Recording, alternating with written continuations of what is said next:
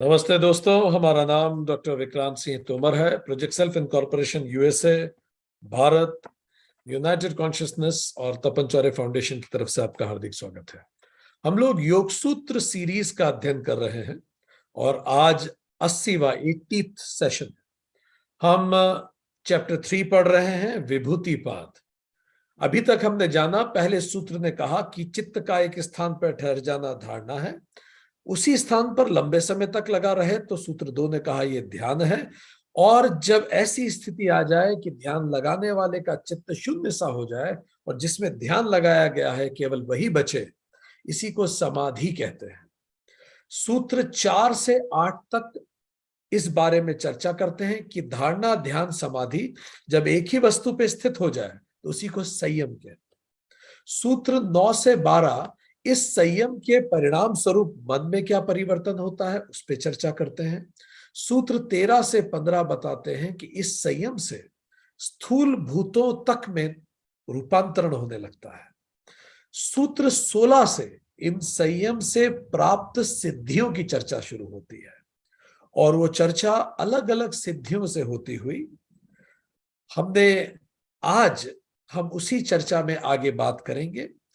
हमने पिछली लगातार कई सेशंस में चर्चा की है कि अलग अलग सिद्धियां किस प्रकार की होती हैं और आज 42वें सेशन, आज सूत्र 42 में हम अगली सिद्धि पर चर्चा करेंगे। हमने अभी तक जिन सिद्धियों पर चर्चा की है वो इस प्रकार है कि तीनों परिणामों पर एक साथ संयम करने से भूत भविष्य का ज्ञान हो जाता है योगी को। शब्द, अर्थ और ज्ञान और उनके विभाज्य में फोकस करने से, संयम करने से संपूर्ण प्राणियों की वाणी का ज्ञान हो जाता है। संस्कारों में साक्षात करने से पूर्व जन्मों का ज्ञात होता है योगी को। दूसरों की चित्त की वृत्ति पर संयम करने से उनके चित्त का ज्ञान हो जाता है। शरीर का रूप पर संयम करने से योगी अंतर्ध्यान हो सकता है। उपक्रम सहित और रहित कर्मों पर संयम करने से मृत्यु का ज्ञान हो जाता है। ब्रह्म विहार पर संयम करने से अमोघ बल प्राप्त होता है। बल पर संयम करने से हाथी के समान बल प्राप्त होता है। ज्योतिषमती पर संयम करने से दूर देश स्थित वस्तुओं का ज्ञान हो जाता है। सूर्य पर संयम करने से समस्त लोकों का ज्ञान होता है। चंद्र पर संयम से तारा समूह का ज्ञान होता है। ध्रुव पर संयम करने से तारों की गति का ज्ञान होता है। नाभि चक्र पर संयम करने से देह रचना का ज्ञान होता है। कंठ पर संयम करने से भूख प्यास की निवृत्ति होती है। कुर्माकर नाड़ी पर संयम करने से स्थिरता आती है। कपाल ज्योति पर संयम करने से महात्माओं के दर्शन होते हैं। हृदय चक्र पर संयम करने से चित्त का ज्ञान होता है। सत्य पुरुष पर संयम करने से पुरुष का ज्ञान होता है। स्वार्थ पर संयम करने से 6 सिद्धियां प्राप्त होती हैं। कर्म बंधन पर संयम करने से चित्त का दूसरे के शरीर में प्रवेश कराया जा सकता है। उदान वायु पर संयम करने से जल कीचड़ कंटक से संयोग नहीं होता, वो एलिवेटेड हो सकता है। एंड समान वायु पर संयम करने से शरीर दीप्तमान हो जाता है। पिछले सूत्र में हमने जो बातें की, कर्ण और आकाश पर संयम करने से सूत्र 41 में बोला दिव्य स्रोत प्राप्त हो जाते हैं। आज हम इसके आगे की चर्चा प्रारंभ करेंगे। आज हम बात करेंगे सूत्र 42 पे। पिछली बार हमने बात की थी कि कर्ण और आकाश पर संयम करने से दिव्य कर्ण प्राप्त हो जाते हैं। आज हम बात करेंगे सूत्र 42 पे। ये सारी सिद्धियां जो लोग योग के रास्ते पर चलते हैं उन्हें स्वतः प्राप्त होने लगती है। सूत्र 42, काया आकाशयोः संबंध संयमात् च लघु तूल समापत्तेः आकाश गमनम। शरीर और आकाश के संबंध में संयम करने से और रुई आदि हल्की वस्तुओं में संयम करने से आकाश में चलने की शक्ति आ जाती है। अब एक और बड़ी सिद्धि की बात है। यहां 2 प्रमुख क्षेत्रों का जिक्र हुआ है। 2 चीजों पे संयम करने की बात हुई है। पहला, शरीर और आकाश के संबंध में संयम करने से, और दूसरा हल्की वस्तु जैसे रुई। उसमें अगर हम संयम करें तो क्या होता है, आकाश में योगी चल पाता है। पिछले सूत्र में बात हुई है कि हवा में उठ पाता है, अब है आकाश में चल पाता है। तो एक एक करके इन दोनों संयम पे थोड़ी सी चर्चा करेंगे।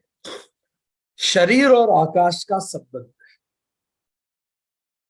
हम पढ़ चुके हैं कि ये जो सब कुछ है हमारे आसपास, सब स्पेस ही तो है, सब कुछ आकाश से ही तो बना है। आकाश तत्व, तत्वबोध 3.3 कहता है, तत् आकाशः संभूत, उससे, उस ब्रह्म से आकाश पैदा हुआ, वाइब्रेशंस। आज भी आप क्वांटम फिजिक्स की बात करें तो इसी की बात करें। तत् आकाशः संभूत, आकाशद वायु, आकाश में फिर वायु, वायु प्रकट हुई, वायु आई। वायुस्तेज, वायु से तेज, तेजस आपह, तेज यानी अग्नि, उससे, आपह मतलब जल, और अंततः उद्भयः पृथ्वी, और अंततः जल के बाद उससे पृथ्वी, पृथ्वी एलिमेंट का जन्म हुआ। तत्वबोध में इसका उल्लेख आता है। तो आकाश से वायु बनी, वायु के बाद अग्नि, अग्नि से जल, जल से पृथ्वी, सटल एलिमेंट्स। तो हम सब इसी स्पेस में तो विचरण कर रहे हैं। हमारे शरीर, हमारा अस्तित्व इस स्पेस में है, स्पेस हम में है, पर हम उड़ नहीं पाते। ये कह रहे हैं योगी उड़ सकता है। तो योगी कैसे उड़ सकता है शरीर का, शरीर को लेके, और हम क्यों नहीं उड़ पाते? तो इसको समझने के लिए ये जानना पड़ेगा कि जो उड़ पाते हैं या जो उड़ सकते हैं वो कैसे उड़ते हैं और कैसे उड़ पाते हैं। विमान कैसे उड़ता है, क्योंकि है तो वो भी एक शरीर, वो भी एक बॉडी है। विमान स्पेस में कैसे उड़ जाता है? इतना बड़ा विमान 300 लोगों को लेके उड़ जाता है। वो भी तो स्पेस में, जमीन पे रहता है, तो वो कैसे स्पेस से अपने संबंध को बदल देता है, कैसे बदलता है? थोड़ा सा इसको समझने से अंदाजा लगेगा। आपने विमान के जो पंख देखे होंगे, उन पंखों को कहते हैं एयरफॉइल। वो एयरफॉइल से बने होते हैं, उनका एक विशेष तरह का शेप होता है। और जैसे ही जो प्लेन है वो हवा में गमन करता है तो वो लिफ्ट फोर्स प्रोड्यूस करता है। कैसे करता है हम आपको दिखाते हैं, शायद आपको क्लैरिटी आएगी इससे, कि जो एयरफॉइल होता है वो जब हवा में मूव करता है तो लिफ्ट फोर्स प्रोड्यूस करता है। और यहीं से हम ये समझ पाएंगे कि कैसे कोई ऑब्जेक्ट हवा में उड़ने लगता है। अगर आपको स्क्रीन दिख पा रही है तो आप देख पा रहे होंगे, okay, I think I may not be able to share.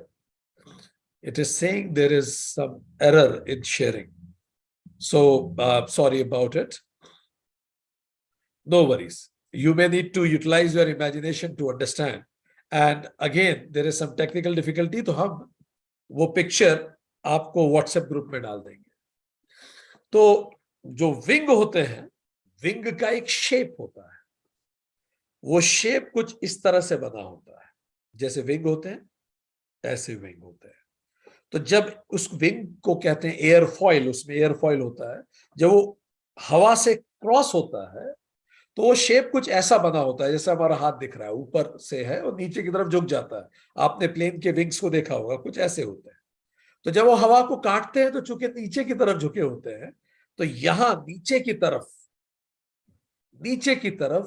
High pressure belt create होता है, ऊपर लो प्रेशर बेल्ट क्रिएट होता है। हवा को इस तरह से काटते हैं वो फॉइल, वो जो पंख होते हैं विमान के, कि नीचे हाई प्रेशर होता है जो लिफ्ट करता है, और ऊपर लो प्रेशर होता है, इसलिए वो ऊपर उठने लगते हैं। तो इस फॉइल के ऊपर और नीचे जो प्रेशर डिफरेंस है, उससे वो पूरा का पूरा हवाई जहाज हवा में उठने लगता है। एयरफॉइल मतलब पंख कह लें हम, उसके नीचे हाई प्रेशर क्रिएट होता है और ऊपर लो प्रेशर क्रिएट होता है।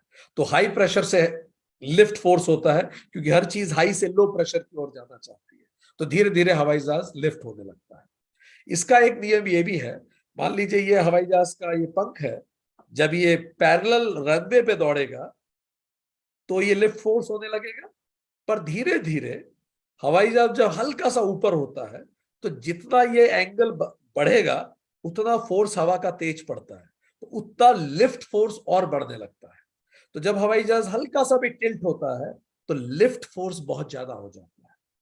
तो लिफ्ट फोर्स क्यों बढ़ता है? पहला, हाई स्पीड, तेजी से हवा को काटते हैं उसके पंख, तो नीचे हाई प्रेशर हो जाता है, ऊपर लो प्रेशर और पंख हवा में उठा देते हैं।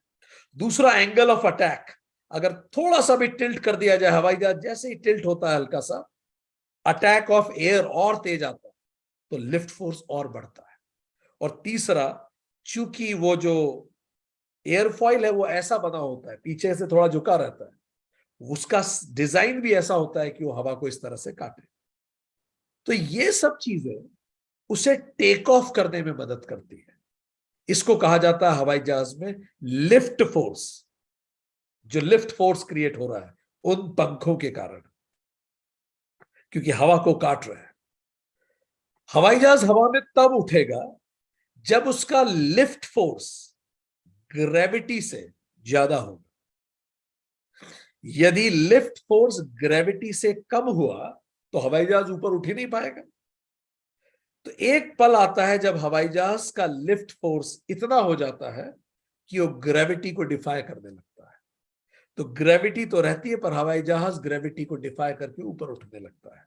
उसका कारण है उसका लिफ्ट फोर्स जो क्रिएट होता है, उसके विशेष तरह से डिजाइन, इस तरह से डिजाइन जो उसके पंख होते हैं उससे। तो इसका मतलब कोई भी ऑब्जेक्ट हवा में उठ सकता है, बशर्ते वो स्पेस से अपने संबंधों को थोड़ा सा बदल दे। इसी तरह से तो हवाई जहाज उठता है। यही महर्षि पतंजलि कह रहे हैं, शरीर या मतलब बॉडी और स्पेस के संबंधों को अगर आप समझ जाएंगे तो कोई भी चीज हवा में उड़ सकती है। तो अब ह्यूमन बॉडी कैसे टेक ऑफ कर सकती है? चलिए, हवाई जहाज ने टेक ऑफ कर लिया। हवाई जहाज के अंदर एक लिफ्ट फोर्स क्रिएट होता है उसके पंखों से। ह्यूमन बॉडी में एक लाइफ फोर्स होता है जिसको प्राण कहते हैं, लाइफ फोर्स। तो प्राणायाम की कई ऐसी सघन तकनीकें हैं जिनके मोबिलाइजेशन से योगी इस तरह से अपने अंदर उस वायु को मोबिलाइज करता है, प्राणों को मोबिलाइज करता है और अपने अंदर के आकाश तत्व को बढ़ाता है। यह सुनने में आपको बड़ा अजीब लग रहा होगा, पर यही योग की ऊंची सिद्धियों में से एक है। योगी अपने अंदर, हम सब में पांचों तत्व है, हम में आकाश भी है, वायु भी है, अग्नि भी है, जल भी है, पृथ्वी भी है। आप जहां बैठे हैं वहां इसीलिए बैठे हुए हैं क्योंकि हम में पृथ्वी तत्व है, तो हमें रोक के रखता है, जड़त्व होता है। जल तत्व हमारे अंदर जितना नमनीयता है, फ्लेक्सिबिलिटी है, स्किन में जितना मॉइस्चर है, सब जल तत्व है। अग्नि तत्व जो टेम्परेचर हमें बचाए हुआ है, नहीं तो हम तो कब के खत्म हो जाते। जरा सा टेम्परेचर 9 डिग्री का तो हमारा पूरा अस्तित्व है। जरा से ठंडे हुए हम खत्म हो जाएंगे, जरा से ज्यादा गर्म हुए हम खत्म हो जाएंगे। टेम्परेचर बढ़ने लगता है, मस्तिष्क तक चढ़ जाता है। वायु तत्व जिसके कारण हम हल्के हैं। आकाश तत्व, जो भी कुछ बचा सब कुछ आकाश तत्व है। पृथ्वी तत्व से हमारी हड्डियां बनी है, जल तत्व हमारा रक्त है, तो हम पूरे उससे बने हैं। योगी अपने शरीर में आकाश तत्व बढ़ाने लगता है कुछ विशिष्ट प्रक्रियाओं से, और प्राण वायु को इस तरह से मोबिलाइज करता है कि धीरे धीरे योगी के शरीर में एक अपवर्ड फोर्स पैदा होता है जो ग्रेविटी को डिफाई कर देता है, क्योंकि आकाश तत्व उसे हल्का कर देता है। अर्थ तत्व से भारी रखता है, आकाश तत्व इसे हल्का कर देता है। और जैसे ही योगी हल्का होने लगता है, वो ग्रेविटी को डिफाई करने लगता है। अब आकाश तत्व कैसे बढ़ाया जाता है? योगी अपने अंदर के सत्व को बढ़ाता है। हम सब सत रज तम गुण से बने हैं। पांचों महाभूत भी इन्हीं तीन सत रज तम गुणों से बने हैं। जब जब जिस व्यक्ति के अंदर सत बढ़ता है, उसके अंदर आकाश तत्व बढ़ता है। सत बढ़ने का क्या तात्पर्य हो? तो वो सत क्या होता है? सभी को प्रेम करता है। वो अपनी बाउंड्रीज को रिजिड नहीं रखता, मेरा तेरा नहीं करता, सभी को बराबर प्रेम से अपने अंदर समेटता है। यह सत्व तत्व का बढ़ना है। इससे व्यक्ति हल्का महसूस करता है। जैसे जैसे तम तत्व बढ़ता है, उल्टा ऐसे ऐसे अहंकार बढ़ता है। इसीलिए देखिए, सॉलिड चीजों की एक स्ट्रक्चर है, अलग से आइडेंटिटी है, जबकि गैस की कोई अलग से आप देख नहीं पाते। जैसे जैसे लिमिटेड आइडेंटिटीज कम होगी, आप आकाश तत्व पे बढ़ेंगे। जैसे जैसे लिमिटेड आइडेंटिटीज आप बढ़ाते जाएंगे, आप जड़ता की तरफ जाते जाएंगे। आप में पृथ्वी तत्व और भारी होता जाए, आप में भारीपन आने लगेगा, नमनीयता आपकी कम होने लगेगी, फ्लेक्सिबिलिटी नहीं बचेगी। मैं पहले ये धर्म का व्यक्ति हूं, फिर मेरा ये देश है, फिर मेरी ये जाति है, फिर मेरा ये परिवार है। ये सब मेरी सबसे बड़ी बड़ी आइडेंटिटीज, मेरा जेंडर है। जितना मैं इनको पकड़ता हूं कठोरता से, उतना मेरे अंदर पृथ्वी तत्व बढ़ता है। इसीलिए फिर ऑनर किलिंग समाज में शुरू होती है, फ्लेक्सिबिलिटी समाज में समाप्त हो जाती है, दंगे होते हैं। ये सब क्यों होता है? पृथ्वी तत्व, जड़त्व बढ़ रहा है, मानसिक जड़त्व भी, जड़ बुद्धि होने लगता है व्यक्ति। सो जैसे जैसे आकाश तत्व बढ़ता है, वो कैसे बढ़ेगा? सत्व से। सत्व से तो सत्व से सत्व से तो सत्व से जब सत्व बढ़ेगा, आकाश तत्व बढ़ेगा, व्यक्ति हल्का महसूस करता है।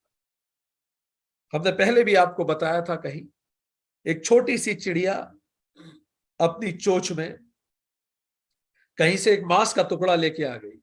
वो मांस का टुकड़ा लेके उड़ रही थी, कहीं खाने का जगह ढूंढ रही थी, कहां बैठूं और खाऊं। थोड़ी देर बाद उसे पीछे हवा में आवाज आने लगी और देखा बहुत ज्यादा आवाज आ रही है। तो उसने पलट के देखा तो 25 चिड़िया उसके पीछे उड़ रही थी। उसे समझ में नहीं आया, इतनी सारी चिड़िया मेरे पीछे क्यों उड़ रही है। बहरहाल वो किसी जगह की तलाश में थी जहां बैठ के वो खा सके। इतनी सारी चिड़िया पीछे पीछे। थोड़ी देर बाद तो पलट के देखा तो पीछे 100 चिड़ियाएं थी। वो लेफ्ट जाती तो सब लेफ्ट, वो राइट जाती तो सब राइट, वो ऊपर जाती तो सब ऊपर, वो नीचे जाती तो सब नीचे। जहां वो जाती सारी चिड़िया उसी तरफ जा रही थी। तो उसे बड़ी दुविधा हो गई, उसे समझ में नहीं आ रहा था वो क्या करे। उसी समय उसकी एक फ्रेंड जो उसके साथ साथ पीछे पीछे उड़ रही थी, वो भी उसी के पीछे थी, उड़ के उसके पास गई। बोला, देख ऐसा है, अगर तुझे चैन से रहना है तो ये मीट का पीस नीचे छोड़ा। वो वैसे ही थक गई थी, सारे उसके पीछे पीछे। हालांकि उसे कुछ पल शुरू में मजा बहुत आ रहा था, सेलिब्रिटी स्टेटस था स्काई में, सब पीछे पीछे जा हो जाती। फाइनली जब वो थक गई तो नीचे गई। नीचे जाके उसने उस मीट के पीस को छोड़ा, और जैसे उसने मीट के पीस को छोड़ा और वो वापस ऊपर उड़ी, तो उसने पलट के देखा तो पीछे कोई नहीं था। ये मीट का पीस ही हमारी लिमिटेड आइडेंटिटी है, हमारा अहंकार है। जब तक ये हमारे चोंच पे रहेगा, वो भारीपन रहेगा। बच्चों में अहंकार नहीं होता, उनमें वो हल्के होते हैं। आपको स्पेस देखना है बढ़ने पर, क्या होता है? बच्चों को देखिए। आप में से कितने लोगों के बच्चे घर में 7 साल से छोटे हैं? हाथ खड़ा करें। जिनके भी बच्चे 7 साल से छोटे हैं घर में, आप देखिए बात करने करने में कितना उछलते हैं। ये बच्चे इतना उछलते क्यों हैं? क्योंकि उनमें स्पेस है, वो आकाश से बने हुए हैं। अभी अभी आकाश से हैं, आकाश से भरे हुए हैं।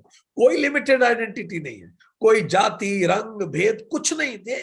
वो आपसे बात कर कर वो हंसेंगे तो उछल उछल के हंसेंगे, बात करेंगे तो उछल उछल के करेंगे। आप नोटिस कीजिए, यह है आकाश तत्व। जैसे ही आकाश तत्व बढ़ता है व्यक्ति हल्का होता है। उछलने के लिए हल्कापन जरूरी है।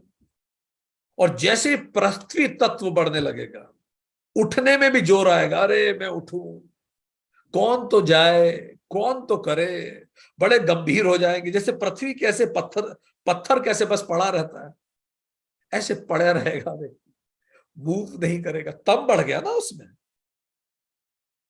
अगर आपको हवा में उठना है तो हल्का तो होना होगा। तो योगी अपने अंदर का सत्व बढ़ाता है। सत्व बढ़ने से आकाश गुण बढ़ता है, आकाश तत्व बढ़ता है। और आकाश तत्व के बढ़ने से योगी लिफ्ट होने लगता है, हल्का हो जाता है। इसीलिए जो लिमिटेड आइडेंटिटी है इसको छोड़ना इसके लिए भी अनिवार्य है। जब तक आप किसी के बॉस हैं तब तक तो व्यक्ति आपका फोन उठाएगा ही उठाएगा। जब आप उसके बॉस नहीं बचे, आपका ट्रांसफर हो गया, जब वो मीट का पीस आपने रख दिया वापस नीचे, तब आप उसे फोन लगा के देखिए, देखिए कितनी जल्दी वो आपका फोन उठाता है। आपको समझ में आ जाएगा आपने किस तरह की नौकरी की है। तो ये मीट का पीस हमें भारी बनाता है, इट मेक्स अस हैवी। सो योगी सत्व गुण बढ़ाता है, आकाश तत्व बढ़ाता है, फिर प्राणों के नियमन से एक अपवर्ड लाइफ फोर्स पैदा करता है जो ग्रेविटी को डिफाई कर देता है। तो 3 स्टेजेस। स्टेप 1 सत्व गुण बढ़ाए। तो कम से कम ये स्टेप को आज से हम सब शुरू करें, सत्व गुण अपने अंदर बढ़ाए। और सत्व गुण बढ़ाने का तरीका क्या है? जब मेरा प्रेम सभी के लिए हो तो मेरा सत्व गुण बढ़ रहा है। किसी के प्रति मेरे मन में कोई नेगेटिव विचार ना आए तो मेरा सत्व गुण बढ़ रहा है। तो योगी अपने अंदर सत्व बढ़ाता है। मैं सबको जल्दी माफ कर दूं तो मेरा सत्व गुण बढ़ता है। मैं सभी की गलतियों को एम्ब्रेस करूं, इट्स ओके, हो गया कोई बात नहीं, तो मेरा सत्व गुण बढ़ता है। मैं लोगों को जज ना करूं तो मेरा सत्व गुण बढ़ता है। और समझ में नहीं आ रहा आपको सत्व गुण कैसा बढ़े, तो किसी बच्चे के स्टूडेंट बन जाइए, देखिए वो कैसा है,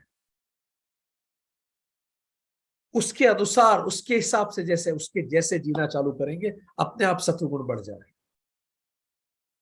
बच्चा कितनी जल्दी आए, अभी ये इस खिलौने से खेल रहा है, थोड़े समय बाद उसको भूल जाएगा, फिर किसी और चीज में लग जाएगा। वो लोगों को माफ करता है, चीजों को माफ, लेट गो की क्षमता जितनी ज्यादा होगी उतने हम हल्के होने लगेंगे, सारी जंजीरें हमारी टूटने लगेंगी। तो ये सतगुण बढ़ाने के तरीके हैं। तो योगी इन सब से सतगुण बढ़ाता है। और कई प्राणिक क्रियाओं से भी वो अपने अंदर का आकाश तत्व बढ़ाता है, फिर प्राणों के नियमन से अपलिफ्ट फोर्स पैदा करता है और ग्रेविटी को डिफाई कर देता है। इसमें मूल सिद्धांत यह है कि जब आकाश तत्व आपके अंदर बढ़ता है, क्योंकि आकाश से ही सब कुछ बना है, आकाश से ही वायु बनी है, उसी से अग्नि बनी है, उसी से सब कुछ बना है, सब में वो तत्व है। तो चूंकि इससे सब कुछ आकाश से बना है, तो उस अवस्था में पहुंचकर योगी उसमें परिवर्तन कर सकता है। मूल रूप यह है, जैसे आप लेगोज होते हैं, छोटे छोटे से लेगोज, लेगोज अगर आपके पास है उसके टुकड़े, तो आप उससे कोई भी स्ट्रक्चर बना सकते। आप मकान बना लीजिए उससे, हवाई जहाज बना लीजिए, वो जो लेगोज होते हैं ना बच्चों के जोड़ जोड़ के बनाने। तो ये सारी सृष्टि का लेगो आकाश है। अगर आकाश आप तत्व आपने साध लिया तो आप सारे पंच महाभूतों को किसी भी रूप में ढाल सकते हैं। आप अपने काया का रूप बदल सकते हैं, आप सब कुछ कर सकते हैं, क्योंकि सब कुछ बना उसी से है। तो आप स्ट्रक्चर चेंज कर सकते हैं। आप अपना ऐसा स्ट्रक्चर बना सकते हैं जो हवा ऊपर अपलिफ्ट होने में संभव है। By manipulating the substratum one can transform the nature of its effect. वो स्ट्रक्चर ही बदल देगा तो अपने आप असर बदल जाएगा। यस, लेगोज, वो छोटे छोटे से जो ब्लॉक्स होते हैं वो दे आर कॉल्ड लेगोज। सो उसी तरह से सबसे छोटा लेगो जो है वो आकाश है, वहीं से सब शुरू होता है। अतः हल्का होकर वो लाइफ फोर्स को मोबिलाइज करता है। जैसे वहां लिफ्ट फोर्स है, योगी के अंदर लाइफ फोर्स होता है और आकाश में गमन करता है। जैसे हनुमान जी गमन करते थे, जैसे नारद जी गमन करते थे, जैसे योगानंदा परमहंस ने भी अपनी किताब में इस तरह के कई योगियों का उल्लेख किया है जो हवाई मार्ग से गमन करते थे। महर्षि महेश योगी जी की ट्रांसेंडेंटल मेडिटेशन इसी पद्धति पे काम करता है। संत ज्ञानेश्वर के जीवन की एक ऐसी घटना आती है कि वो अपने भाई और बहनों के साथ एक दीवार पे बैठे थे, तो दीवार के साथ ही वो उड़ गए, दीवार को लेके उड़ गए। ये सब चीजें सुनने में बड़ी आश्चर्यजनक लगती है, पर मूल रूप से ये सब संभव होता है जब आकाश तत्व पर संयम स्थापित हो जाता है। ये तो आकाश और शरीर के संबंध में अंतर करने से। दूसरा उन्होंने कहा किसी हल्की वस्तु में संयम करना, हम उस चीज पर फोकस करें जो हल्की हो, लाइट हो, तो अपने आप लाइट होने लगेंगे। आपकी संगत ऐसे लोगों की है जो बहुत घमंडी लोग हैं, उनको मंच से फौज से कई लोग जब सिविल लाइफ में आते हैं तो शुरू में बड़े चकित रहते हैं। एक कर्नल साहब थे हमारे परिचित, बहुत सज्जन इंसान। उन्होंने हमें कहा कि जब मैं नया नया फौज छोड़ के आया यहाँ सिविल सोसाइटी, तो मंच में जब मैं देखता था कि कोई प्रोग्राम हो रहा है तो वक्ता बोलना शुरू करता था, आदरणीय सतीश कुमार गुप्ता जी, आदरणीय देश साहब, आदरणीय दैट साहब, आदरणीय, और वो कहते थे 15 मिनट तक तो यही चलता रहता था। हमारे यहाँ फौज में ऐसा नहीं होता था। फौज में बस जो चीफ है बस उसका नाम लेते थे, बाकी रेस्पेक्टेड ऑल, चीफ में सब आ गए अपने आप। पर समाज में इतना ज्यादा, तो जब आप लगातार अहंकारियों के बीच में रहेंगे बहुत लंबे समय तक, धीरे धीरे आपका संयम उन्हीं में रहेगा, आप उन्हीं पे फोकस करेंगे, आप उनके साथ, आपकी बातचीत भी यही होगी। धीरे धीरे हम भी भारी होने लगे, हम में भी अहंकार बढ़ने लगेगा। तो वो कह रहे हैं हल्की वस्तु में संयम करें, रुई जैसी वस्तु, महर्षि पतंजलि कह रहे हैं इतनी हल्की वस्तु में संयम करें। हल्के लोग उन लोगों के साथ रहे जो आकाश जैसे हैं, जिनमें अहंकार न्यूनतम हो। आप देखेंगे इससे आपके अंदर विनम्रता आएगी। यही कारण है सिख धर्म में गुरुद्वारे में झाड़ू लगाई जाती है, जूते में पॉलिश की जाती है, सब लोग बैठ के जूते पॉलिश कर रहे हैं, अहंकार कम होना चालू होता है। तो ऐसे हम खुद से पूछें, मैं ऐसे किन चीजों में संयम कर रहा हूं जीवन में जो बहुत हल्की हैं? मेरी संगत में ऐसे कौन लोग हैं जो बिल्कुल जिनमें अहंकार न्यून है? अपने आप देखेंगे, आप हल्का महसूस करने लगेंगे, आपके अंदर सत्व बढ़ना लगेगा। Meditator becomes as if one with the subject of meditation. इसी को समापत्ति कहते हैं। आप जिस भी चीज पर ध्यान केंद्रित करते हैं आप वह बन जाते हैं। हम रिपीट करेंगे, आप जिस पे भी ध्यान केंद्रित करेंगे आप वही बन जाएंगे। इसीलिए अपने शत्रु बहुत सोच समझ के चुनिए। कोई आपको ललकार भी दे तो हर ललकार का उत्तर देना अनिवार्य नहीं होता। अथर्ववेद में लिखा है विवाह और विवाद बराबर वालों में होते हैं। कहने का तात्पर्य यह है कि हर कोई व्यक्ति अगर आपको चैलेंज करे, किसी ने कुछ कह दिया तो आप हर व्यक्ति को उत्तर देने पे तुले हुए हैं, इससे आपके अंदर भारीपन बढ़ेगा। बी वेरी माइंडफुल कि आप किन लोगों के साथ उठ बैठ रहे हैं, क्योंकि अपने आप आपका ध्यान उन्हीं पे जाएगा। आपके घर में कौन से ऐसे लोग हैं जिनके साथ आप उठते बैठते हैं? स्वामी विवेकानंद कहते हैं जब पानी गिरता है तो जो पानी गंगा में गिरता है वो गंगा कहलाता है, और जो पास में 1 फीट दूर मिट्टी में गिरता है वही पानी कीचड़ कहलाता है। आपका संगत पे आपका संयम आपके जीवन को निर्धारित करता है। हमें आज भी याद आता है कि हम एक भारत के एक बहुत ही प्रतिष्ठित जेल में पढ़ा रहे थे, और संगत कितना प्रभावित करती है। वहां हमें एक स्टूडेंट मिला, इतना अच्छा लड़का, देख के ही मन किया कि हम उसके पास जाएं और उससे बात करें, इतना कल्चर्ड। हमने बोला बेटे तुम तो बड़े वेल कल्चर्ड लगते हो, तुम यहां जेल में कैसे आ गए? भारत की बड़ी प्रसिद्ध जेल है वो। हमें जानकारी मिली वो एक एनआईटी का स्टूडेंट था, नेशनल इंस्टीट्यूट ऑफ टेक्नोलॉजी। हमने बोला बेटा तुम इतने अच्छे वेल रेड स्टूडेंट यहां कैसे आ गए? उसने बताया सर मैं अपने रूम में बैठ के पढ़ाई कर रहा था, रात को करीबन 8 बजे मेरे मित्र ने दरवाजा खटखटाया और मुझे कहा कि मेरे पिताजी से बहुत तेज झगड़ा हो गया और मैं सुसाइड करने जा रहा हूं। मेरा मित्र शराब पिए हुए था, मुझे लगा अगर इसने कुछ कर लिया तो बहुत मुश्किल हो जाएगी। मैंने उसको रोका, उसको समझाया कि भाई तू बस आज रुक जा, कल सुबह अपन विचार करेंगे, रुक जा। रात को मैंने उसे मेरे ही रूम पे रोक लिया। सुबह लगभग 4 बजे हमारा दरवाजा किसी ने नॉक किया। हमने दरवाजा खोला तो पुलिस खड़ी थी। पुलिस हम दोनों को उठा के ले गई। उसने कहा सर लिटरली उठा के ले गई। हम दोनों चौंक गए, मैं एनआईटी का स्टूडेंट, मैंने बोला भाई ये सब क्या चल रहा है? किसी ने कोई उत्तर नहीं दिया। जब थाने पहुंचे तो जानकारी मिली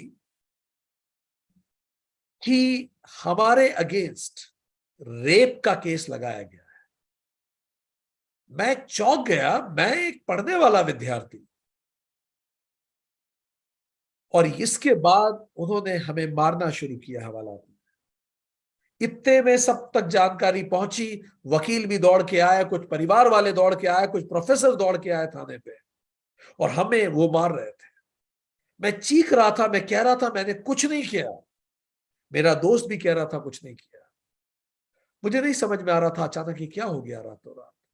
अचानक जब पुलिस वालों ने 1-2 बार और मारा तो मेरा दोस्त चीख के चिल्ला के, मेरे दोस्त ने कहा मुझे माफ कर दो, मैंने ये हीनियस क्राइम किया है। अब जैसे मेरे दोस्त ने कहा कि मुझे माफ कर दो मैंने ये क्राइम किया है, मैंने चौंक के कहा कि ये मुझे नहीं पता ये क्या कह रहा है। पर चूंकि, और मेरे दोस्त ने भी कहा कि मैं इन्वॉल्व नहीं था, पर चूंकि मेरा दोस्त तो खुद कल्प्रिट था, उसकी बात की कोई वैल्यू नहीं थी। वकील और बाकी लोग कहने लगे कि जो विक्टिम है उससे पूछा जाए। बट ये घटना 3 दिन पुरानी थी और विक्टिम की मृत्यु हो चुकी थी। डेड बॉडी रिकवर करने में इतना टाइम लग गया था कि डेड बॉडी स्पष्ट रूप से नहीं कह रही थी कि क्या हुआ था फाइनली। आज ये लड़का पिछले 1.5 साल से उस सेंट्रल जेल में अंडर ट्रायल है, केवल ये प्रूव करने के लिए कि उस दिन वो कमरे में बैठ के पढ़ाई कर रहा था।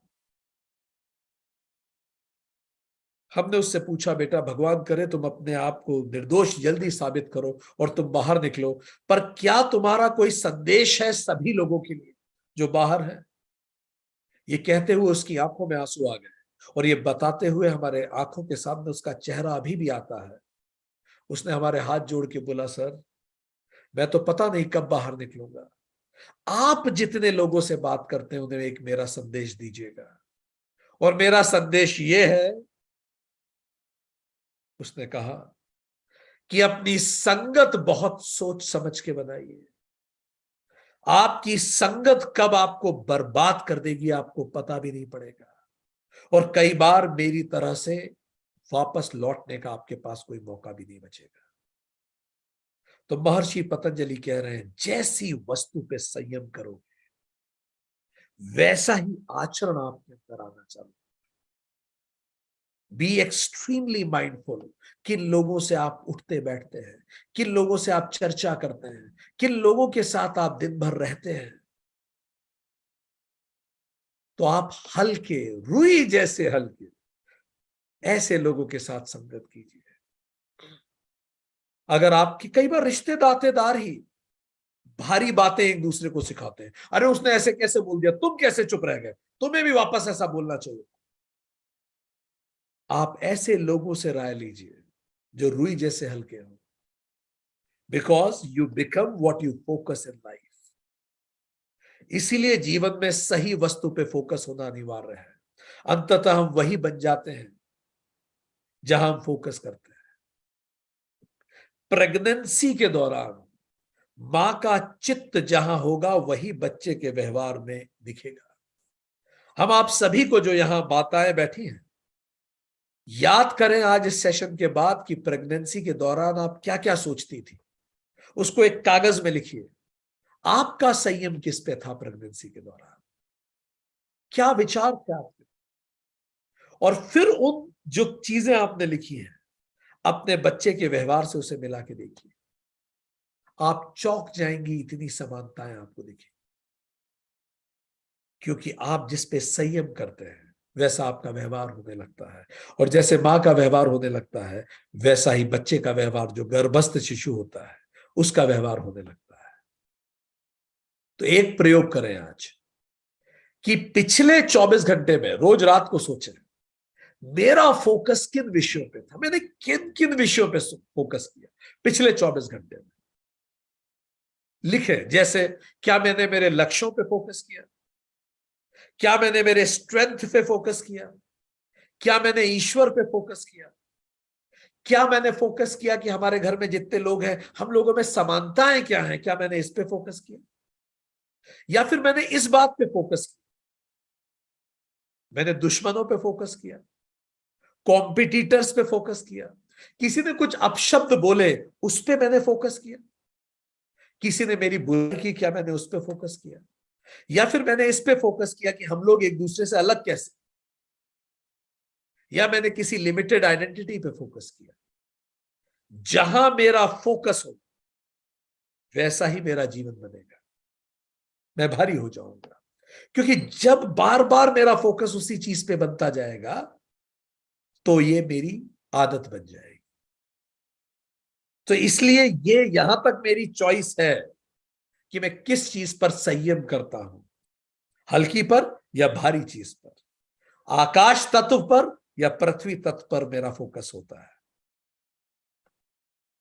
धीरे धीरे जब ये बार बार आप वैसे ही फोकस करेंगे वो आपकी आदत बन जाएगी, और आदत अभी तो आप कर रहे हैं, फिर आदत आपको छोड़ेगी नहीं।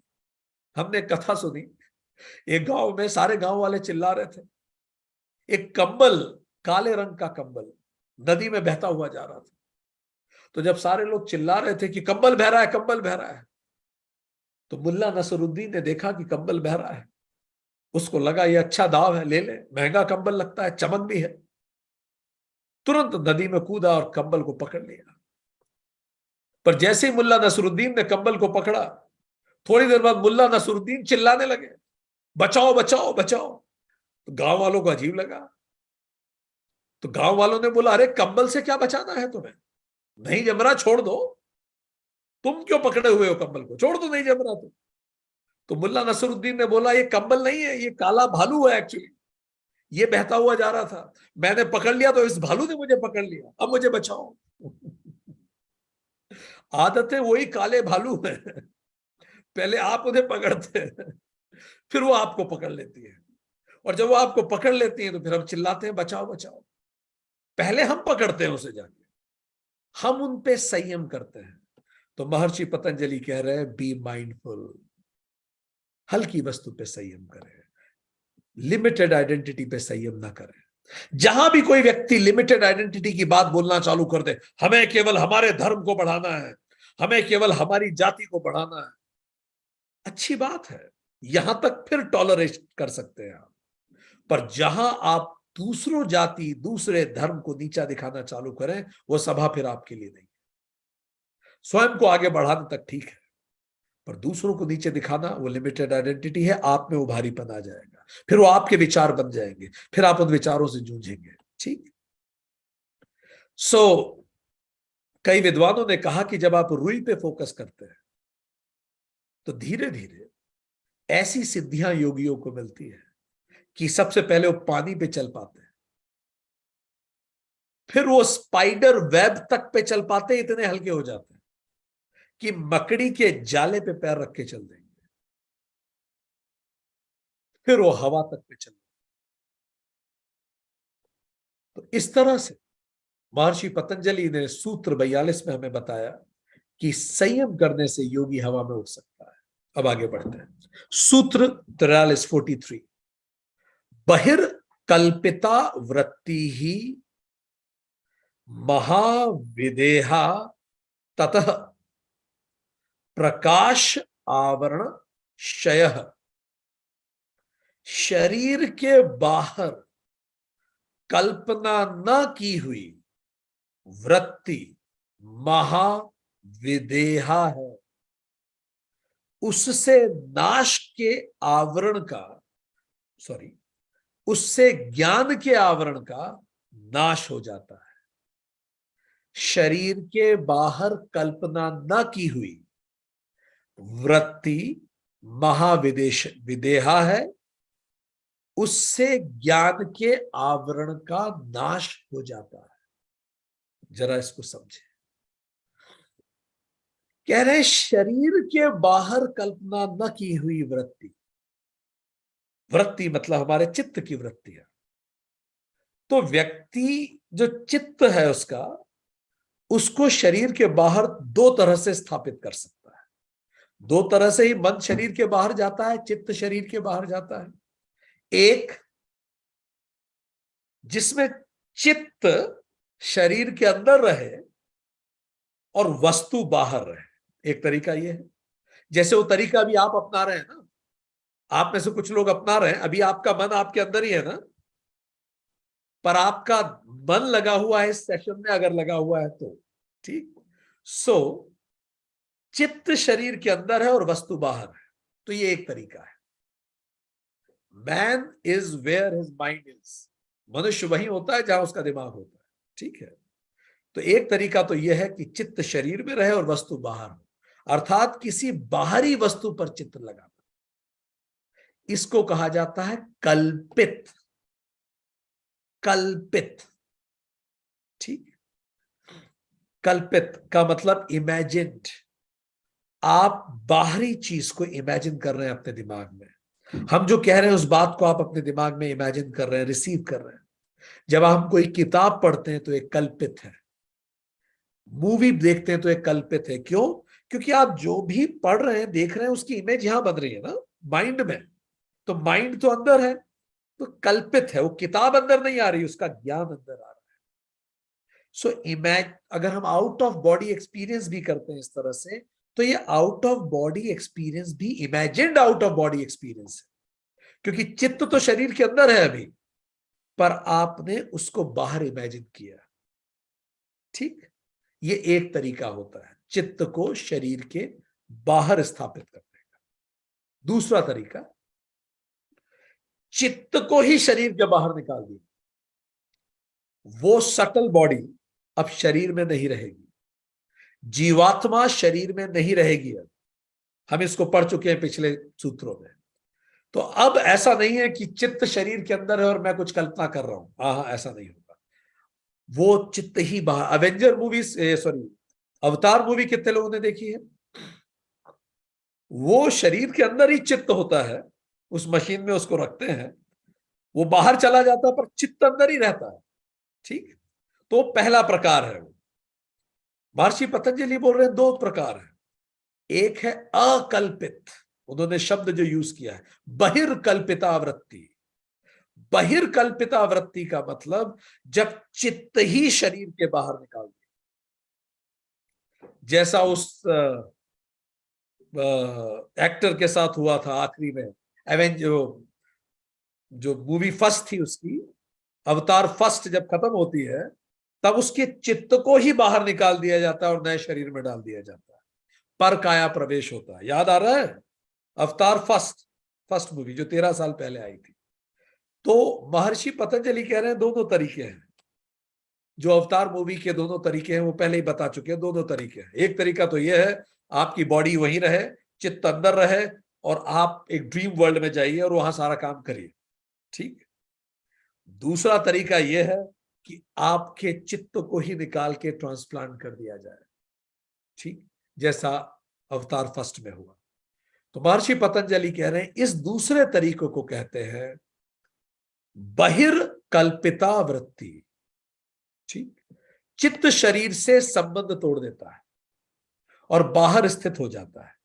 हमने पढ़ा है 38वें सूत्र में इसको इसको अकल्पित कहते हैं। Non imagined out of body experience. It is actually out of body. You are not in your body. अब चित्त और शरीर स्वतंत्र एंटिटीज, कोई कनेक्शन नहीं बचा उसमें। अब चित्त स्वतंत्र रूप से शरीर से मुक्त होकर विचरण कर सकता है। इसको हमने क्या कहा? डिसएम्बॉडीड चित्त। ये कैसा चित्त है? डिसएम्बॉडीड। अब उसमें बॉडी नहीं बची। ये धीरे धीरे डिसएम्बॉडी को हिंदी में बोलेंगे तो वी देह, देह से अलग हो गया। अब बॉडी नहीं बची, डिसएम्बॉडीड हो गया। अब योगी, अब जो उसका शरीर है, अब योगी दूर से शरीर को देखता है। ये शरीर पड़ा हुआ है। वह इन 5 महाभूतों से बनी काया और जगत प्रपंच को भी देखता है। इससे योगी के मन में शरीर के प्रति विरक्ति आती है और वो लिमिटेड आइडेंटिटी खत्म होने लगती है। सारे रिश्ते, नेशनैलिटी, पंथ, जेंडर, प्रोफेशन, डेजिग्नेशन, पहचान सब समाप्त होने लगती है। जैसे कोई पहली पहली बार नया जॉब करता हो। याद कीजिए आपने जो पहली जॉब की थी कि जिन लोगों ने पहले पहले बार कहीं जॉब की थी। जो लोग नई नई जॉब करते हैं ना, वो लोग जॉब में बड़े इमोशनल होते हैं। वो बहुत अटैच्ड होते हैं जॉब से। और ऐसा व्यक्ति जिसका 40 साल का करियर हो चुका है, 10 नौकरियां बदल चुका है, अब वो इतना इमोशनल नहीं होता जॉब के बारे में। उसे पता है ये सब आना जाना है, कहां लगे हो। नए नए लोग बड़े इमोशनल होते हैं, आंखों से आंसू भी टपकेंगे। पुराने लोग सीजन्ड हो जाते हैं जॉब। ठीक। उन्हें पता है कुछ नहीं भाई, आज इस कंपनी के नारे लगा रहे हैं, अगले 2 साल बाद अगली कंपनी के नारे लगाएंगे। आज ये कंपनी अच्छी है और उसकी बुराई कर रहे हैं क्योंकि वो कॉम्पिटिटर है। पता लगा कल को वही कंपनी ज्वाइन कर लेंगे, फिर इसकी बुराइयां करेंगे। So they don't get emotional, they know the drama of it. उनको ड्रामा समझ में आने लगता है। पर नए लोग बड़े इमोशनल होते हैं। पुराने लोग बिल्कुल मजे हुए होते हैं। नए लोग they become more loyal than the king himself. वो राजा से भी ज्यादा लॉयल होते हैं। पुराने लोग ऐसे नहीं होते, दे डोंट गेट इमोशनल। ये जो डिसएम्बॉडीड चित्त होता है, इससे वो कह रहे हैं ज्ञान के आवरण का नाश हो जाता है। ये जो ज्ञान का आवरण मेरे ऊपर है, धीरे धीरे खत्म होने लगता है। कैसे? डिसएम्बॉडीड चित्त की 3 अवस्थाएं हो सकती है। ठीक। चित्त को शरीर से बाहर निकालने की 3 अवस्थाएं हो सकती है। पहली, आप बाहर चले गए, अब आपका मन इतना भंग हो गया देख के शरीर को कि, देखिए हम आपको एक संस्मरण बताते हैं। एनडीआरएफ, अगर आपने नाम सुना हो, national disaster relief force, response force, राष्ट्रीय संकट मोचन या विपदा मोचन फोर्स है ये। हमको सौभाग्य मिला इनके अधिकारियों से किसी ट्रेनिंग में रूबरू होने का। हमने उनसे पूछा सबसे ज्यादा चुनौती का काम क्या है। कहीं भूकंप आ गया, कहीं बाढ़ आ गई, कितनी सारा उपद्रव हो गया, जमीन धस गई, आप लोगों को बचाने वहां जाते हैं। तो सबसे ज्यादा चुनौतीपूर्ण काम क्या है आपकी नौकरी का? चलिए बताइए। Think, what do you think? हमें क्या कहा होगा एनडीआरएफ ने, उनकी नौकरी का सबसे कठिन काम क्या है?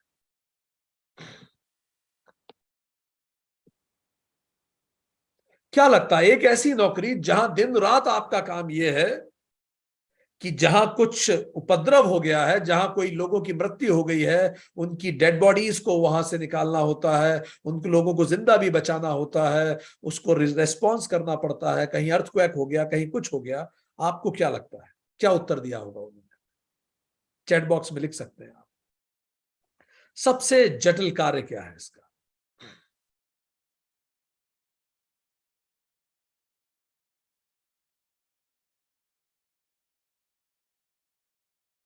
यदि कोई सामने किसी की मृत्यु हो जाए और उसे बचा ना पाए, अपनी जान को बचाए रखना ये भी ठीक है। ह्यूमन इमोशंस को जस्टिफाई करना ये बात सच है। एक अधिकारी ने हमें बताया और हमारे भी रोंगटे खड़े हुए। उन्होंने कहा कि वो एक देश में भारत सरकार की तरफ से गए थे और वहां उस देश में कुछ डिजास्टर हो गया था। तो जब ये वहां गए, एक बिल्डिंग गिर गई थी, पूरी बिल्डिंग कोलैप्स हो गई थी। तो जब वहां उन्होंने उस बिल्डिंग को हटाया, उसका सारा मलबा हटा रहे थे, तो उन्होंने कहा मैं देख के मेरा दिल धक से रह गया। जब मैंने मलबे को हटाया तो मैंने देखा कि एक माँ, वो उसकी तो मृत्यु हो गई थी उस महिला की, एक महिला उसकी मृत्यु हो गई और उसके कलेजे पे या छाती पे उसका छोटा सा बच्चा भी मृत है। तो इंसानी रिश्तों को इस रूप में देखना मुश्किल होता है, पर सबसे बड़ी चुनौती हम आपको बता रहे हैं। उन्होंने बोला सबसे बड़ी चुनौती होती है इंसान का जो शरीर होता है, ये कुछ घंटों बाद इस कदर बदबू मारता है कि आप अरब के सारे इत्र इस पे छिड़क दो तो भी वो बदबू नहीं आपसे हट सकती। वो आपके दिमाग को इस कदर परेशान कर देती है। और तब आप देखते हो इंसानी शरीर का यथार्थ। बस कुछ घंटे छोड़ दिया जाए शरीर को बिना प्राण के, इस कदर बदबू आती है शरीर में कि कल्पना के परे है। इतने बैक्टीरियाज हमारे शरीर के अंदर अभी भी जी रहे हैं। सो बड़ा मुश्किल का वो उनके लिए काम होता है। तो कई बार जब जीवात्मा शरीर के बाहर जाती है और वो शरीर को देखती है, तो उसको समझ में आने लगता है कि ये शरीर अब सड़ने लगेगा कुछ समय। उसे लगता है इसके लिए मैं मरी जा रही थी, इसको मैं खुद कहती थी, इसकी वजूद क्या है इस कपड़े का अगर मैं ना पहनूं तो जब जीवात्मा बाहर से देखती है इस मांस के टुकड़े को, जिसको पूरी जिंदगी भर मैं कहती रही, तो एक अजीब सी वितृष्णा आती है योगी के मन में। और एक चांस होता है कि वो रिजेक्ट ही कर दे इस बॉडी को। हाँ, चलो अब आना ही नहीं वापस, ना इस बॉडी में जाना ना किसी बॉडी में जाना, हम तो चले, नहीं आना वापस।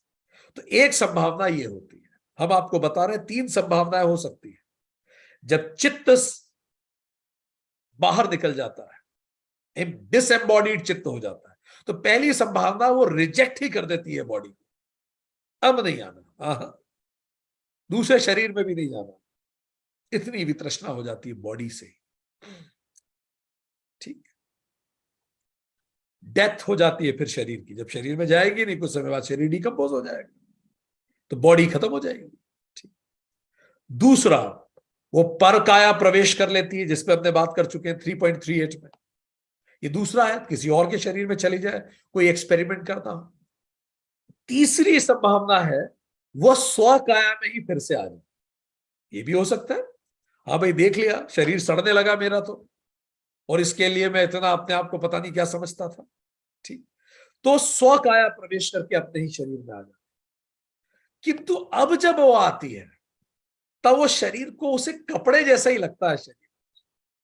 आप सोचिए अगर आपके पास ये संभावना है, आप जब चाहे बाहर चले जाएं, जब चाहे अंदर आ जाएं, तो ये कपड़े जैसे ही तो लगेगा शरीर। और यही तो स्वामी विवेकानंद को, नरेंद्र को रामकृष्ण परमहंस कह रहे थे जब उन्होंने कहा था कि मुझे माता से मिलना है। तो उन्होंने बोला था ठीक है अपना पता दे दो, मैं घर पे भेज दूंगा। तो जब नरेंद्र ने अपने घर का पता दिया, तो यही तो परमहंस ने कहा कि नरेंद्र ये तो तुम्हारे घर का पता है, अपना पता दे जाओ मैं भेज दूंगा। तो ये शरीर तो मेरे हार्ड मास का पता है, पंच महाभूतों का पता है, मेरा पता ये नहीं है। ये जागृति आ जाती है। एक विचार, इन तीनों में एक कॉमन फैक्टर आता है। अगर आप बॉडी को रिजेक्ट कर दें, पर काया किसी दूसरे की काया में चले जाएं या अपनी ही काया में वापस आ जाएं, एक बात बहुत स्पष्ट समझ में आती है, I am not the body. बात खत्म।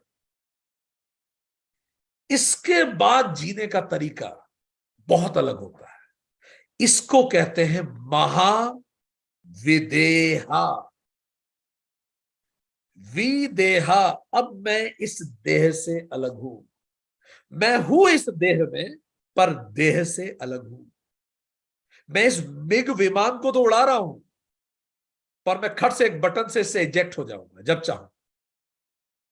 तो जब ये देह ही मेरी नहीं है, तो इस देह ने जिसे उत्पन्न किया वो भी मेरा नहीं। इस देह से जिसकी शादी हुई वो भी मेरी नहीं या मेरा नहीं। इस देह को कोई कलेक्टर कहे तो वो भी मैं नहीं। इस देह को कोई कुछ भी पुकार ले, मैं वो नहीं। बात खत्म। अब ऐसे व्यक्ति में कहां से अहंकार आएगा? राजा जनक विदेह थे, वो यही थे, वो इस सिद्धि में माहिर थे। राजा जनक बार बार बाहर निकलते थे, अपने देह को देखते थे, फिर बाहर निकलते थे, फिर अपनी देह को देखते थे। अंततः वो विदेह हो गए। दम नहीं है शरीर में कुछ। इस शरीर से रिश्ते नाते ये सब इससे जुड़े हुए हैं। आप चकित हो जाएंगे। चलिए हम आपसे एक प्रश्न पूछते हैं। आपके सामने दो लोगों को खड़ा किया जाए, बिल्कुल इस प्रश्न को सुनिएगा। एक आपके पति या आपकी पत्नी या जो भी आपके सबसे ज्यादा करीब है, जिनको आप सबसे ज्यादा प्रेम करते हैं, वो व्यक्ति, ठीक, उसका शरीर पर जीवात्मा किसी और की, ठीक। दूसरा ऑप्शन यह है, जीवात्मा उसकी और शरीर किसी कोई और। क्या चूज करेंगे आप? एक, you are in a romantic relationship. Specifically, let me put it like this. Now, you have two options. One option is the same person, the same body whom you loved. Loved means जिनके साथ आप बैठे, घूमे फिरे, पर जीवात्मा किसी और की है। और दूसरा, जीवात्मा वही है पर शरीर किसी और का है। बहुत कंफ्यूज्ड स्टेट ऑफ माइंड हो सकता है। इस सिचुएशन को हम और कॉम्प्लिकेट कर सकते हैं और हम विचार करें तो, ठीक। एक कहीं ऐसी कथा आती है कथा ये आई कि एक योगी थे, एक संसारी था, उसकी पत्नी योगिनी थी उसको समझाना था अपने पति को। पति कहता है मैं बहुत प्रेम करता हूं तुमसे, ठीक। तो कहती ठीक है, मैं मान लिया। तो कुछ समय बाद उसकी माताजी एक्सपायर हो गई, उसके पति। तो इस योगिनी ने क्या किया, मां के शरीर में प्रवेश कर लिया। अब शरीर मां का है पर जीवात्मा पत्नी की है। अब ऐसी स्थिति में योगी, वो जो संसारी है, वो कैसे देखेगा उसे? क्योंकि जिसे वो एम्ब्रेस कर रहा है वो तो मां का शरीर है, पर जो जीवात्मा है वो पत्नी की है। सो इस तरह के कई उद्धरण आते हैं जिससे विरक्ति होती है शरीर से। सो इसको महाविदेहा कहते हैं। राजा जनक, अच्छा फिर महाविदेहा होने के बाद क्या होता है? ये कह रहे हैं महर्षि पतंजलि, आवरण खत्म होता है, ज्ञान आवरण समाप्त होने लगता है। ज्ञान पे जो कवर है, इस लिमिटेड आइडेंटिटी का, वो खत्म होता है। It will remove the covering, आवरणा या माया फ्रॉम द बुद्धि। आवरण खत्म होते हैं, क्लेश खत्म होते हैं, कर्म करने का तरीका बिल्कुल अलग हो जाता है, क्योंकि हम जिस माया से जुड़े रहते हैं उससे एकदम से डिस्कनेक्ट होते हैं जब हम इस बात को देख पाते हैं। ईश्वर चंद्र विद्यासागर एक नाटक देखने गए, ये सच्ची घटना हमने कहीं पढ़ी। नाटक का किरदार में एक व्यक्ति था, वो बड़ा विलेनिश रोल निभा रहा था। इतने बुरे काम कर रहा था, इतने बुरे काम कर रहा था उस नाटक में। मंचन हो रहा था नाटक का। ईश्वर चंद्र विद्यासागर तो बड़े ज्ञानी, परम ज्ञानी। उन्हें इतना गुस्सा आया उस व्यक्ति को देख कि उन्होंने अपनी चप्पल निकाली और निकाल के जोर से स्टेज पे फेंकी उस व्यक्ति और चिल्लाए। अब जैसे ही चप्पल उस व्यक्ति के सिर पे लगी, सब लोग कह उठे, अरे आप क्या कर रहे हैं, वो तो नाटक है, आप उसे क्यों मार रहे हैं, वो थोड़ी कर रहा है ऐसा, तो नाटक है। और जिसके सर पे चप्पल लगी थी उसने भी चप्पल उठा के अपने सर पे लगाया और ईश्वर चंद्र विद्यासागर को धन्यवाद दिया कि आज मैं धन्य हो गया, आप जैसा महाज्ञानी ने मुझे चप्पल मार दी। इसका मतलब है कि मेरी एक्टिंग इस कदर रियल थी कि आप इतने एंगेज हो गए उसमें कि आप भूल गए मैं तो ड्रामा कर रहा हूं। तो नाटक में हम इतने एंगेज हो जाते हैं कि जब ईश्वर चंद्र विद्यासागर जैसा व्यक्ति कई बार नाटक में भूल जाता है, तो अभी तो हम कोई नाटक देख नहीं रहे, हमें तो सब सच ही लग रहा है। जब तक मृत्यु ना हो सब सच ही लगता है, या जब तक कोई अपने की मृत्यु ना हो तब तक भी सभी सच ही लगता है। ठीक, ड्रामा तो उस पल में समझ में आता है। तो वो आवरण मुक्त हो जाता है, व्यक्ति का वो आवरण खत्म होता है। तो फिर वो व्यक्ति जीता कैसे है? महाविदेह, सत्व में बुद्धि उसकी स्थापित हो जाती है, उसका चित्त फ्री हो जाता है, उसके दिमाग में प्रकाश, ज्ञान का प्रकाश पैदा होता है, महर्षि पतंजलि कह रहे हैं, और रज और तम कम होने लगता है, तो सबको एम्ब्रेस करता है, लिमिटेड आइडेंटिटीज खत्म हो जाती है, उसके जीने का तरीका अलग होता है। अगर इसका मतलब ये नहीं है वो सब कुछ छोड़ के चला जाता है, ऐसा नहीं है। वो कलेक्टर है तो कलेक्टर रहेगा तब भी, वो जनरल मैनेजर है तो सीईओ है तो वही रहेगा, वो व्यापारी है तो वही रहेगा, वो वाइफ है तो वही रहेगी, पर तरीके बदल जाएंगे। कैसे बदलेंगे? महाविदेह अगर प्रधानमंत्री बन जाए देश का तो कैसे जिएगा, कैसे करेगा? तो राजा जनक तो राजा थे पर वो महाविदेह थे, विदेह कहा जाता था उन्हें। तो जब वो सिंहासन पे बैठते थे तो सिंहासन के ऊपर एक पतले से बाल से एक फरसा लटका के रखते सिंहासन, और उस फरसे के नीचे बैठ के शासन करते थे। लोग कहते थे आप अपने सर पे इतना बड़ा फरसा लटका के रखते हैं, आपको डर नहीं लगता है कट जाएगा? तो जनक कहा करते थे ये फरसा जो मेरे सर पे लटका हुआ है ये बड़ा कीमती है, ये मुझे तीन चीजों की याद दिलाता है। पहला, मुझे पता है कभी भी टूट के गिर सकता है, इसलिए मैं यहां ज्यादा देर नहीं बैठना चाहता। कई लोग होते हैं जो ऑफिस में कुर्सी छोड़ने को तैयार नहीं होते, वो कहते हैं बस मैं तुरंत अपना काम खत्म हुआ और सिंहासन से हटो। सोचो अगर आपके सर पे फरसा हो, आप कितनी देर बैठना चाहोगे? जितनी देर मस्ट है बैठना बस, और उसके बाद तत्काल उठ जाओगे। ठीक, तो पहला तो ये मुझे बिना बात कुर्सी से चिपकाता नहीं है, मुझे पता है फरसा सर पे है। ठीक, दूसरा, ये मुझे मेरे क्षणभंगुर होने को याद दिलाता है। कितनी देर लगती है फरसा कटने में, गिरने में, खट। इससे मुझ में अहंकार नहीं आता, भले मैं राजा हूं पर मैं सेवक हूं, यह मुझे याद रहता है। और तीसरा, जब मैं न्याय करता हूं तो एक बाल टूटने में कितनी देर लगती है? पता पड़ा कि मैंने किसी के साथ अन्याय कर दिया, उसकी आह लगी और हल्की सी हवा के झोंके से वो बाल टूट गया। तो कहीं तो मैं इनजस्टिस तो नहीं कर रहा इस कुर्सी पे बैठ। तो ये मुझे इन तीनों चीजों की याद दिलाता है, ये फरसा।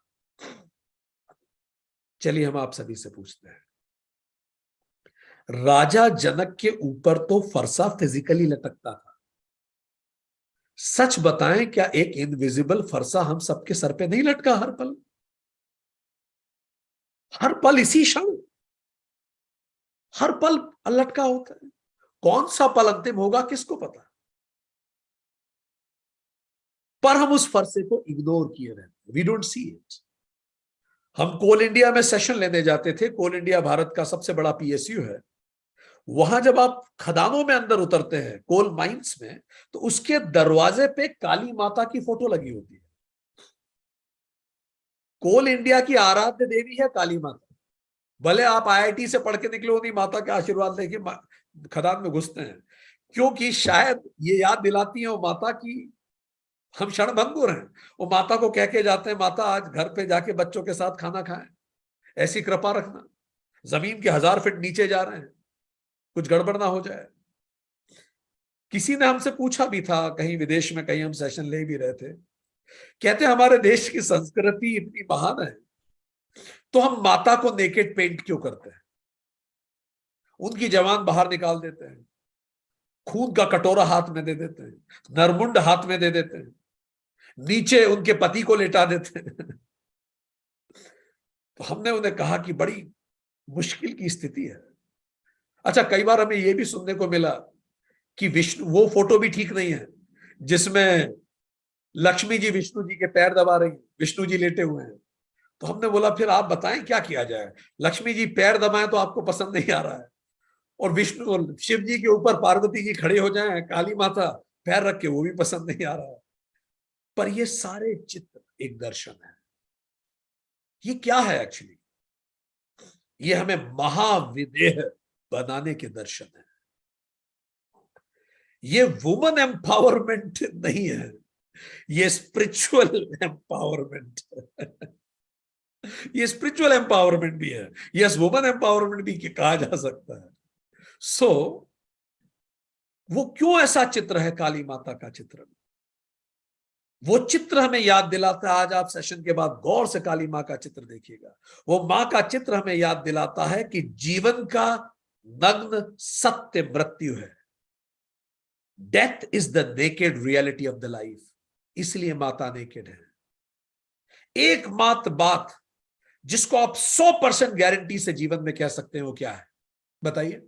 Tell me one thing which you can say for sure in life is death. एकमात्र fact of life is death, बाकी सब प्रोबेबिलिटी है।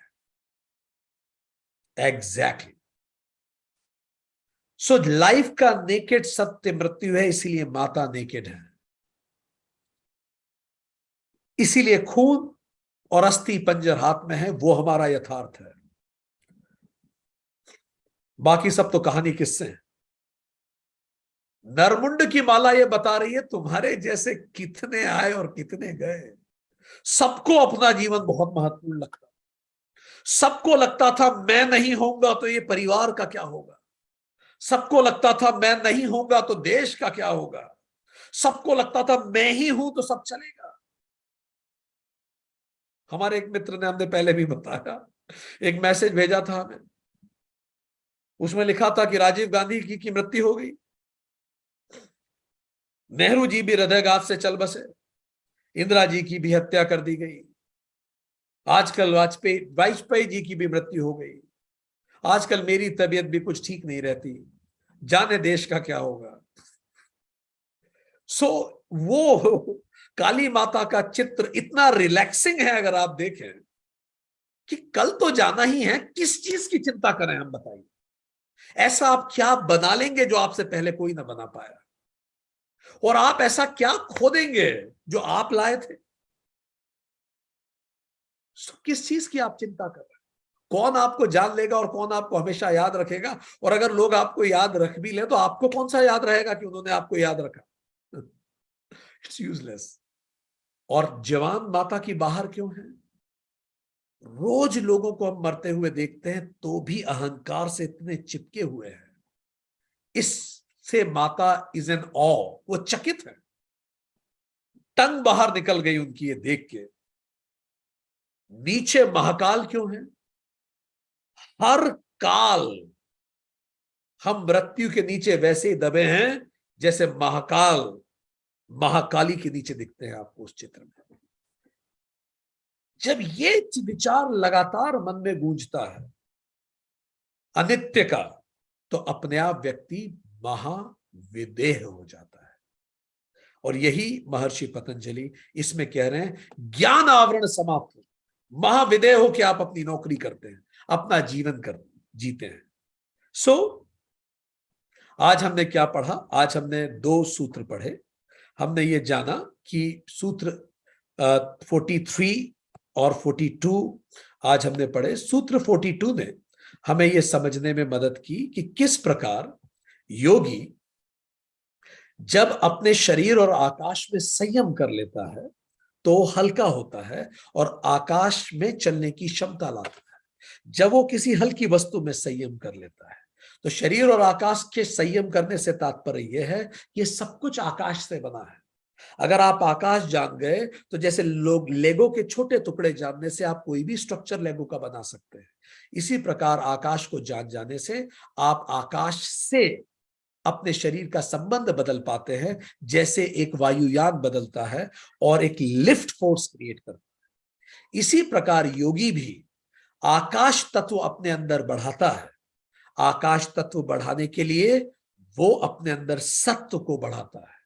सत्व बढ़ता है, सत्व बढ़ने से आकाश तत्व बढ़ता है, आकाश तत्व बढ़ाकर प्राण के नियमन से एक लाइफ फोर्स क्रिएट करता है योग, और वो लाइफ फोर्स ग्रेविटी को डिफाई कर देता है। और जब वो ग्रेविटी डिफाई होती है तो योगी आकाश में चलने की क्षमता अपने अंदर विकसित कर लेता है, जैसे हनुमान जी में उस क्षमता विकसित हुई। और दूसरी बात, हल्की वस्तु में संयम करना। हम जिस भी चीज में संयम करेंगे हम वैसे बन जाएंगे। इसीलिए प्रयास करें कि हम सही व्यक्ति में, सही चीज में संयम करें, क्योंकि वही संयम फिर हमारी आदत बन जाएगी। सूत्र 23:43 ने बताया कि शरीर के बाहर कल्पना न की हुई वृत्ति महाविधेया है, उससे ज्ञान के आवरण का नाश हो जाता है। दो तरह से चित्त शरीर के बाहर जाता है, एक होता है कल्पित, एक होता है अकल्पित। कल्पित मतलब चित्त अंदर, वस्तु बाहर। अकल्पित मतलब चित्त ही बाहर चला जाए जब। और जब चित्त बाहर जाता है तो तीन स्थितियां हो सकती हैं, या तो वो शरीर को ही रिजेक्ट कर दे, या फिर परकाया में प्रवेश कर जाए, या फिर स्वतः वापस स्वकाया में आ जाए। पर तीनों स्थिति में भले वो अपनी ही काया में आ जाए, दूसरे की काया में चले जाए, एक चीज स्वतः उसे समझ में आएगी, I am not the body. जैसे उसे समझ में आएगी I am not the body, तो थोड़ी साधना से वो एब्सोल्युटली डिसएम्बॉडीड पर्सन बन जाएगा, महाविदेहा हो जाएगा, and it will remove the covering of maya. वो माया की कवरिंग खत्म होगी। माया जो शरीर से जुड़ी हुई है, पंच महाभूतों के शरीर से, इससे आवरण खत्म होगा, क्लेश खत्म होंगे, कर्म भी खत्म होंगे, कर्म फल खत्म होंगे, और सत्व में बुद्धि स्थापित होगी, प्रकाशमान होगी बुद्धि। व्यक्ति वही जीवन जिएगा, पर वो विदेह होके जिएगा, प्रसन्न होके जिएगा, क्योंकि खोने के लिए कुछ नहीं है। Thank you very much. आज के लिए इतना ही।